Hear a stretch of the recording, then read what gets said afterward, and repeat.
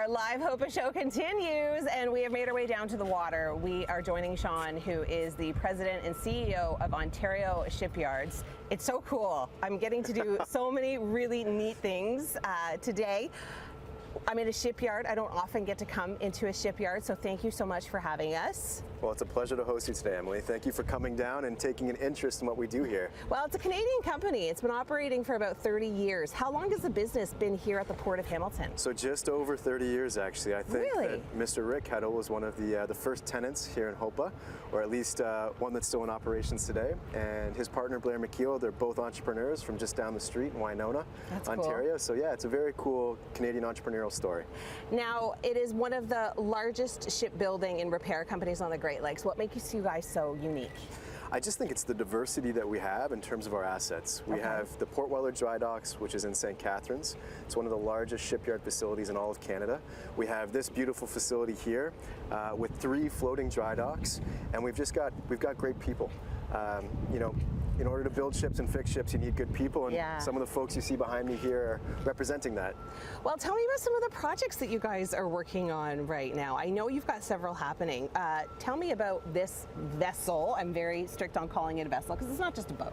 Absolutely, no, that's very true. You've already got the nomenclature down. So, the George Perks is a Canadian Coast Guard ship, and it's one of their larger icebreakers. So we have a vessel life extension project, which effectively means just a big renovation. So if you imagine your house, and you got your house right down to the studs, that's effectively what we've done here. We've replaced the main engines and a lot of other critical machinery on the vessel so that it can go sail up in the Arctic, and the crews will be safe for many more years.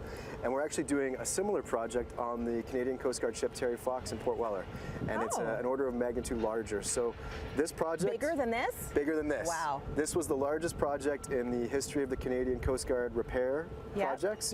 And the Terry Fox is about 4 times the size.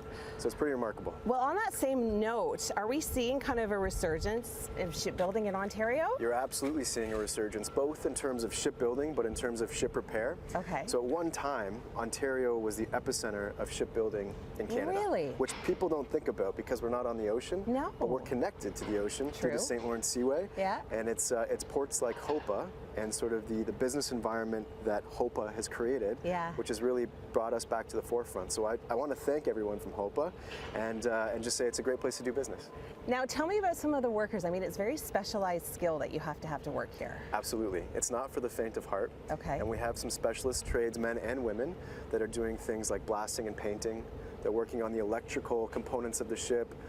We have machinists and millwrights, and we also have welders and everything in between. So it's pretty diverse. That's incredible. Well, thank you so much for having us here. We've learned a lot. It is such a spectacular vessel to see up close and personal. Not a lot of people get to do this, so we really appreciate this. Well, we appreciate you coming down, Emily. All right, there's so much more coming up on Morning Live.